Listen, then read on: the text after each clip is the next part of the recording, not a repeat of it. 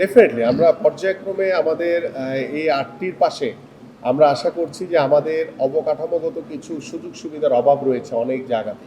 তো সেই জায়গাগুলো যদি আমরা ইনশিওর করতে পারি তাহলে আমাদের ভবিষ্যতে আমাদের যেটি প্ল্যান রয়েছে যে আমরা আর্চারি কিংবা শুটিং, আমাদের টেবিল টেনিস, অন্যান্য যেইগুলোতে আমাদের ধরেন সাফ কিংবা এশিয়ান গেমস কিংবা অলিম্পিকে ভালো কিছু করার সুযোগ রয়েছে। আমি বলছি না রাতারাতি হয়ে যাবে, সেটা 5 বছর কিংবা আমাদের এটা 10 বছরও লাগতে পারে। সো আমরা শুরুটা করতে চাই ধারাবাহিকতায়, সেখানে জয় পরাজয় থাকবে, সব কিছু মিলিয়ে আমরা একটা পজিটিভ ট্রেনে উঠতে চাই।